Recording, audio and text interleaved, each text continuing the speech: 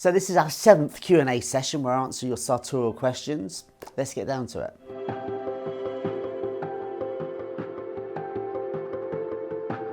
Right, first question. Thoughts on pairing a black jacket with a white shirt and either khaki trousers, medium brown trousers or medium blue trousers? Okay, well, we've done a video recently where we talked about styling black tailoring and black jackets, which is here. Nothing intrinsically wrong with that. I would suggest probably of the 3 options you suggest, I would say the khaki would be the best option. Medium brown and black could look very cool, but I'd want to see the textures. Medium blue, maybe in summer if it was a black linen jacket. Yeah, nothing wrong there. Worth experimenting. Give you a bit of advice, probably maybe not do a white shirt. I think the black and the white would look quite stark. Maybe introduce a little bit of colour which just lends itself to the trouser, maybe like a pale blue Oxford, but nothing wrong with what you're suggesting. Where do you stand on the length of the jacket? I may be old-fashioned in thinking that the bottom of the jacket should align with your extended thumb when your arms are at your side. Okay, let's put it to the test. So here is my extended thumb at my side, which would imply my jacket is probably inch short. Okay, I would not wear this jacket any longer. If anything, this is one of my longer style jackets. Length of jackets change with fashion, even in classic tailoring. They change over the years. I used to wear, in the 90s, I used to wear jackets always this length, sometimes a little bit longer. And then on some of my unstructured jackets, I prefer them a tiny bit shorter. So your main question is, are you old fashioned? I say, yes, you are quite old fashioned. I think the last time we saw jackets this long was either in the Edwardian era or the Teddy Boys of the 50s. So maybe it's time to move on. Chris, let's discuss single-breasted peak versus notched lapels. Okay, this could be quite an expansive subject and probably due a more in-depth video where we talk about lapel width, gorge height and belly, all those lovely things. But the short answer I'll give you would be the notched lapel is the standard configuration for a single-breasted jacket, 1, 2 or 3 buttons, and the peak lapel single-breasted is generally considered more formal. So you'll see it on your dinner jacket and your morning coat. I also suggest it if you're looking for a lounge suit, perhaps wear for a wedding, and you want to elevate it from your business look, a peak lapel is a great option. Or, if you're like me, you just love peak lapels, you put them on your blazers. What seasons are best for mohair? Oh, I like this question. Mohair is the hair of the goat, and it's often blended with wool to make quite resilient fabrics, usually with a little bit of a sheen. They are great for summer because it adds strength to lightweight cloths and also resilience and crease resistance. However, they can also be worn in autumn winter, particularly if it's in your evening suit. So a lot of my customers will pick wool and mohair for evening suit all year round. And some of the more old-fashioned, heavier wool mohairs, like the traditional tonic from Dorme, is a great autumn winter cloth. So no, there is a mohair for every season, but nowadays the modern lightweight mohairs are great for summer, particularly good for occasions. Where can I buy slips? Okay, well, slips, for those who don't know, are the inserts you wear with your waistcoat with formal wear. We've done a great guide to morning dress, which you'll find here if you want to get that detail. But where to buy them? Okay, well, ready-made, there's a shop in Piccadilly called Bud that stock them in either cotton marcella or starched linen. So that's one option. Then you can get a tailor to attach them on the inside with buttons. However, I would suggest if you're going bespoke of your waistcoats, get your tailor to make them. Because particularly on double-breasted waistcoats where the opening is slightly curved, you'll need your slips to be exactly the right shape, and the Bud ones are cut very, very straight. But this is quite a long question, so bear with me. What do you think of bow ties? I would never recommend them, but I enjoy occasionally wearing them. What I find surprising is that they inevitably draw complaints. Okay, lots to break in there. I only wear bow ties for evening wear, so I wear bow ties for black tie and for white tie, and never outside of that time. Like you, I never recommend them because I just feel you're making too much of a statement. I know a few of my friends who are kind of got a retro vibe and they put it off quite effortlessly, but no, I think you have to be a bow tie kind of person. The trouble is, if you start wearing bow ties too often, you become the bow tie man, and it becomes a bit of a cliche. But they're drawing complaints. That's unusual. So I don't know if that's a misprint. You meant to say compliments, which sounds more like it, because when you do wear things which are slightly unusual, you do get compliments from strangers. but that isn't always a good thing. Sometimes if you're drawing too much attention to the way you're dressed, it's not always what you want. But if you're looking to get compliments, wearing something unusual like a bow tie will do that. If you're getting complaints and you're still wearing them, you obviously love them more than you're letting on. So I hope that answers the question. What's your take on flower lapel pins? Haven't worn them recently. I was really into them a few years ago, probably pre-COVID. I know some of the tailors on Savile Row often make them with their suits. I know Michael Brown makes some beautiful ones to complement his collection. So yeah, I like them. They're visually interesting. Yeah, they tick a lot of boxes for me. Also, from a practical point of view, if you're going to a wedding and you want to wear something a little bit, wear a flower, they last all day and they don't have the embarrassment of the flower getting droopy. You don't have to put that water thing behind them, which I find very cumbersome. So they're practical and elegant, so you rarely get both. What is your preference for the cut of a notched lapel, straight or slightly bellied? What we mean by belly is the curve in the lapel. So if you look at my lapel today, which is a peak lapel, but it's still the same thing, it's this curve at the bottom here is what we call the belly. Now this model here, which is an old Chester Barry, and the lapel was cut by Edward Sexton, the style is very bellied, but then quite straight at the shoulder. So other lapels from other brands can be quite curved all the way around, right up until the lapel. So it's very, very curved, almost like a sabre. I always prefer, even on suits, I want to keep looking straight. I'd want a slight belly there because it just matches the curvature of the chest.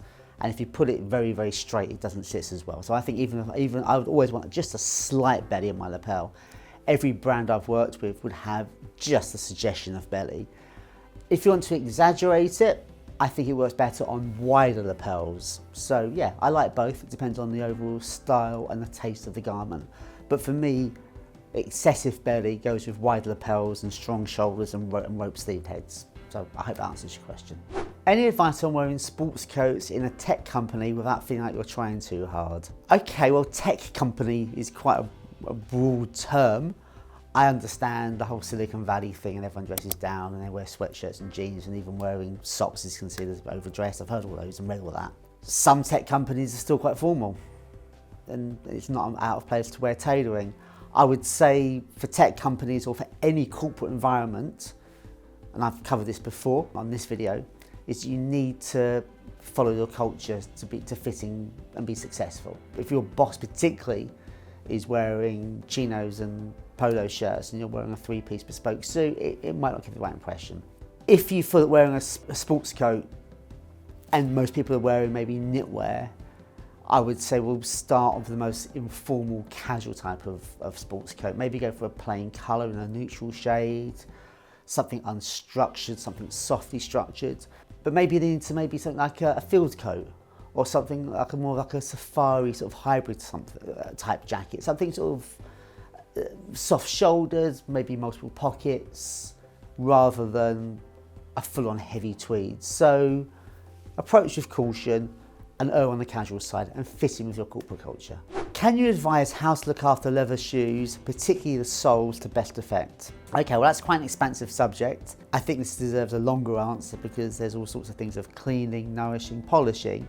But as you particularly mentioned soles, I'll give you a quick answer on that. The sole is often neglected and there's two things you can do. You need to clean the edge of the sole when you're polishing your shoes. So some dark polish across the edge so it doesn't get scuffed. You need to make sure the welts of your shoe are regularly cleaned. You can buy a welt brush or an old toothbrush works just as well. The sole itself, I use occasionally dubbing or sole treatment just to harden the leather. Of course, I'm referring to leather soles here. Rubber soles, you just need to clean them and keep them fresh and get dirt and stones out of them. But for a leather sole, it does help every now and again to just put some sole treatment on them and polish that the waist of the shoe and never neglect the heel and the sole. That's quite a long, short answer. For the video, The Lazenby Look, the most stylish Bond, do you know where the suits were made? They were made by Dimmy Major, who was a Chelsea, Fulham, Broadway-based tailor in the 60s. What I would say, if you're looking for that really nitty-gritty who made what Bond clothing, check out the website bondsuits.com, it's fantastic. How can one dress stylishly and appropriately for Miami's fluctuating weather? I'm looking for a sport coat that would work for both warmer and cooler months. Okay, well I'd always say If you're looking for an all year round jacket, it's wool. An open weave fresco type, like a hop sack, sometimes called a moccolino. Of course, if you're looking for something all year round, you probably want to avoid something too seasonal, so I probably would avoid sort of the chocolate browns and the bright Campari pinks, but something in between of those two colours would be good all year round. So maybe a slightly brighter blue is a safe option. I would suggest having it half lined, so it's more breathable. That's always a good choice. And then in winter, you can layer it over fine gauge knitwear, maybe some sweaters, maybe some cashmere. And in summer, as you're in Miami, and I've seen the TV show, you can wear it with like a pastel t-shirt and you push those sleeves up to the elbow. So this next question comes from the video, is the black suit a power look, which is here, it's really good. Here's a question. What about a black cashmere suit or blazer? Okay, I'd say rules will probably be the same as a wool suit or blazer, but I would say cashmere. You can get cashmere suiting, it's quite rare, it's very expensive. But yeah, I'd be inclined to wear blue over black for a blazer. The blazer I'm wearing today is actually, this is cashmere, and it's lasted me really well. It's 10, 12 years old, wear it regularly. So yeah, a cashmere blazer is great. If you absolutely love black, go ahead and do it, but I would suggest dark blue first. Is a brown Harris tweed jacket with a tie good to go? Harris tweed is a particular Scottish type of tweed from the Hebrides, characterised by its quite rustic, robust, really rich colours, lovely cloth. Highly recommend you have a look for one. And with a tie, yeah, looks very elegant.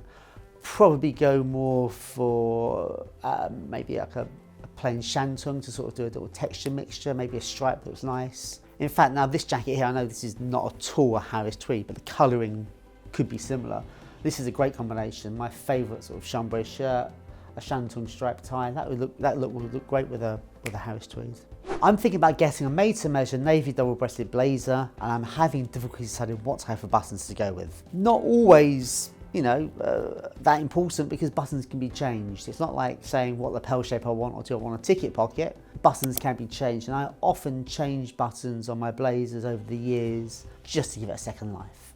But you're starting out on a blazer. Now I know some of you will put in the comments, unless it has a metal button, it's not a blazer, but I'm going to put that aside for now. So the buttons you can choose will be metal.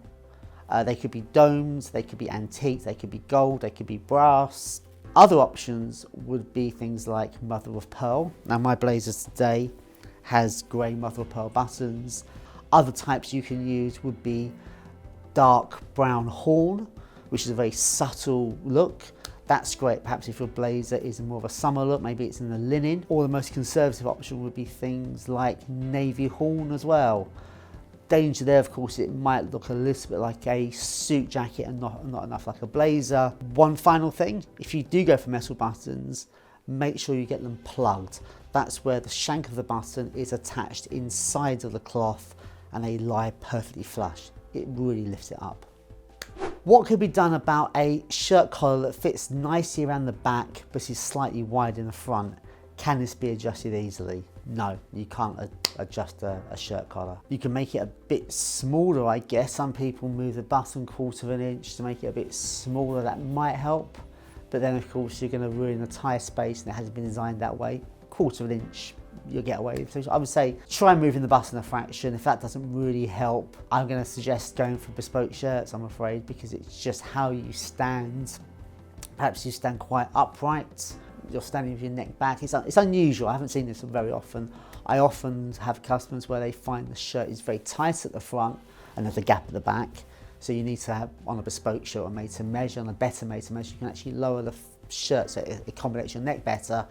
But apart from moving the button a fraction, there's no adjustments. When wearing braces, how do you stop your shirt from riding up? Well, that's an interesting question, because I actually find wearing braces stops my shirt from riding up. I find if I'm wearing a belt, throughout the day my shirt will ride up.